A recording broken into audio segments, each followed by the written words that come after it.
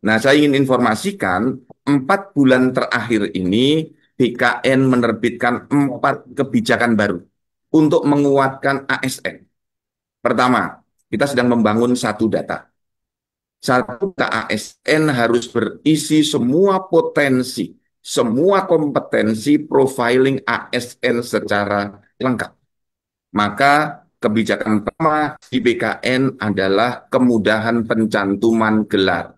Agar gelar diploma, sarjana, master, doktor, semua dicantumkan. Ini penting karena profil ASN kita saat ini salah satunya terkendala sulitnya pencantuman gelar. Maka dari BKN memberikan kemudahan pencantuman gelar. Dalam 2 bulan ini, ya kurang lebih 2 bulan ini, sudah puluhan ribu gelar baru dicantumkan. Oleh karena itu para kepala BKD mari berpikir terbuka untuk membantu para ASN melakukan pencantuman gelar. Syaratnya adalah memiliki ijazah yang didapat secara sah dan resmi. Kampusnya terakreditasi, kuliahnya terdaftar, mengikuti perkuliahan sampai dengan lulus. Yang kedua, kemudahan dalam uji kompetensi. 4 kali ditambah menjadi 12 kali. Dan bagi yang tidak lulus uji kompetensi, hanya mengulang pada bagian yang tidak lulus saja. Sepanjang masih dalam jangkau masa keberlakuan hasil uji kompetensi itu. Ya. Jadi kawan-kawan, tolong ini dimanfaatkan. Dan saya minta yang membina jabatan fungsional juga bisa lebih sering memberi kesempatan uji kompetensi. Yang setahun hanya 3 kali dibuat menjadi 12 kali. Di BKN sudah menerapkan uji kompetensi dari setahun 4 kali menjadi setahun 12 kali. Dan bagi yang tidak lulus, boleh lulusnya di kompetensi yang mana. Dan nanti hanya mengulang pada bagian yang tidak lulus saja. Ini kebijakan yang kedua. Kebijakan yang ketiga adalah menggelar profesi. Jadi rekan-rekan para ASN, sekali lagi profil ASN kita harus lengkap. Sehingga Bapak Presiden, Bapak Gubernur, Bapak Bupati, Wali Kota membutuhkan ASN seperti apa dalam database kita, karena satu data kita lengkap, kita bisa profiling dengan cepat. Dan ini penting untuk mobilitas talenta nasional. Eselon 2 yang layak menjadi eselon 1 sudah termonitor. Tinggal kita laporkan kepada Bapak Presiden, kepada para menteri.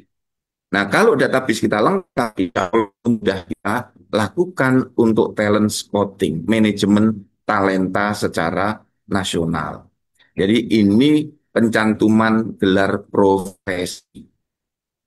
Silahkan dicantumkan yang punya gelar profesi notaris, pengacara, misalnya dulu pernah menjadi pengacara atau advokat, pernah menjadi notaris, menjadi kurator, ya, menjadi insinyur atau bidan, perawat, dokter, silakan. Semua gelarnya dimasukkan, termasuk sertifikasi, sertifikasi keuangan, kepamong kerajaan, sertifikasi sebagai Satpol PP, atau diklat-diklat PPNS, silahkan sertifikasinya dimasukkan, termasuk pendidikan pelatihan yang sudah diikuti. Yang terakhir, BKN sudah menerbitkan peraturan BKN nomor 2 tahun 2025 untuk menyelesaikan masalah yang sudah puluhan tahun tidak selesai, yaitu kesempatan ASN yang bagus berkembang lebih cepat daripada yang tidak bagus. Misalnya ASN yang ingin naik pangkat luar biasa, ASN yang di jabatan fungsional, ini pasti akan bisa nyalip pimpinannya naiknya tahun sekali. Jadi semangatnya adalah kita melakukan relaksasi regulasi.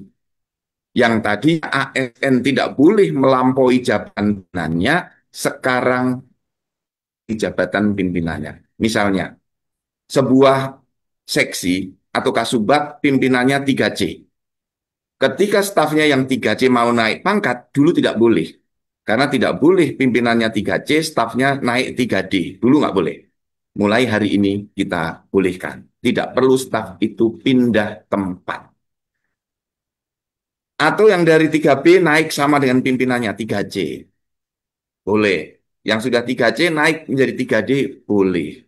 Nah, disinilah kita dari BKN memberikan solusi agar tidak ada hambatan bagi ASN berkembang.